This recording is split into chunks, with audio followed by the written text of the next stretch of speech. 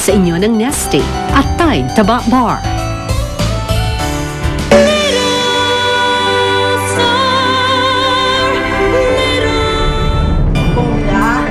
Kaya dapat, bongga din ang mga sinusulat niyo para kay Gwyneth, ano? Oo naman, Mami. Mami, maraming salamat talaga. Kahit short notice lang pumayag kayo na mag-post si Gwyneth para sa December issue. Naku, it's an honor. Sana nga makatulong kayo. Ano na ma-reunite siya sa anak mo? Sa sobrang taas po kasi ng ratings ng mga features namin kay Gwyneth, well, management decided to make a TV show for her. Pumunta dito yung taga-RTM Network. Ano, gusto ka nilang gawan ng show. Kukunin sana kitang assistant ko sa studio habang wala si Dave. Alam mo naman, kailangan ko ng tutulong dun sa opisina. Pwede ka ba?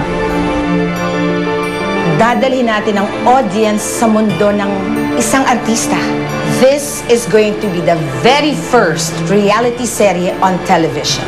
At ang naiisip po namin na title ng show ay Nasaan Ka, My Little Star.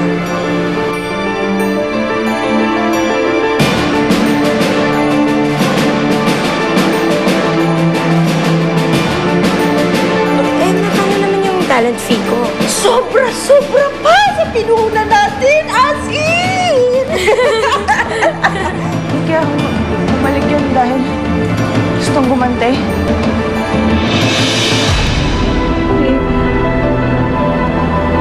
Hindi mo ako pinatulog ang gabi. Napanaginipang kita. Hindi ko naman kaya maisip na wala ka na. Kayanin mo para sa anak mo. Para sa atin.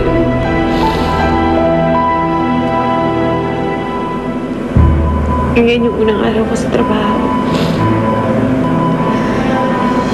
Kinuha ako ni Borge. Huwag kang mag-alala. Pag-iigihan ko ang trabaho ko. Ako muna ang tutulong kay Borge habang wala ka.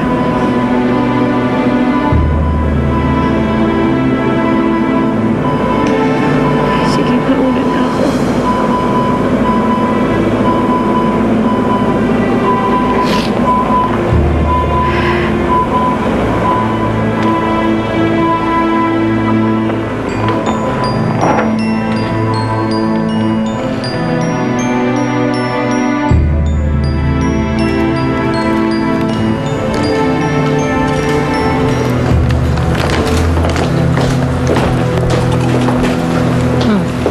Hindi ba ikaw yung nagbantay kagabi?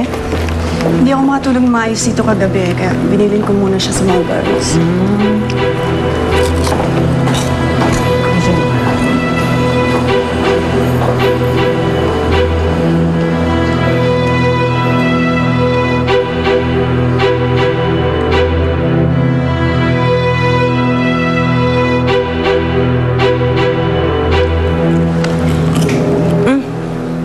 Have you heard? May bago daw show si Gwyneth. RTM ang magpo-produce. Gwyneth is just a fad, Joey. Mawawala rin siya sa uso. And it's a good thing na makikita ng lahat ng tao ang buong buhay niya. Para makita nila ang totoong Gwyneth. Siya ang magpapabagsak sa sarili niyang buhay. Or it could go the other way. Pwedeng ikatapult ng show ang career niya. I don't think so. Sabi ko lang. Pinagdaan lang. No thanks. Bianca? Mama?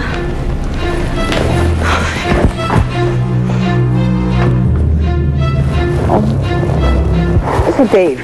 Si Dave. Dito po.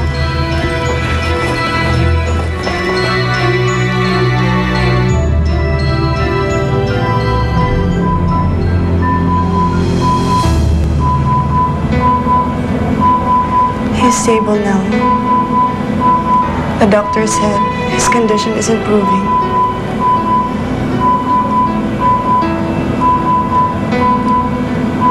Anong oras siya magigising? Walang may nakakaalam, Mama.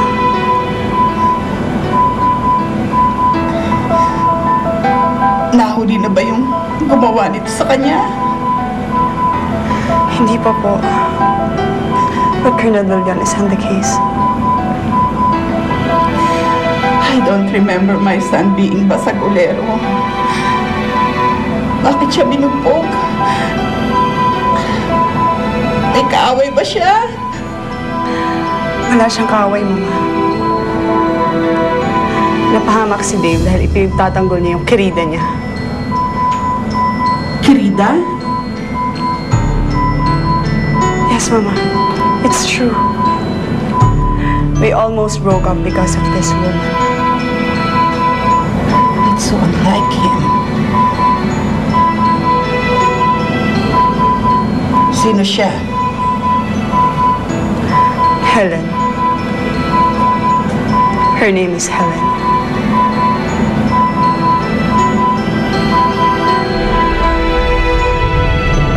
Lang naman mga gagawin mo dito.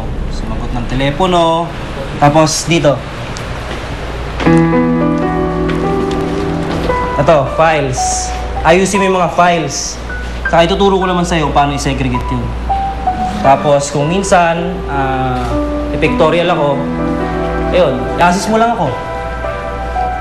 Tulong ka sa akin. Naku, George. Kaya ko kaya yung mga trabaho dito? Hindi nga ako marunong gumamit ng camera eh. Ako lang bahala sa camera. Saka ituturo ko naman sa'yo eh. Saka pag hindi mo alam, sabihin mo lang sa akin. Okay? Sige.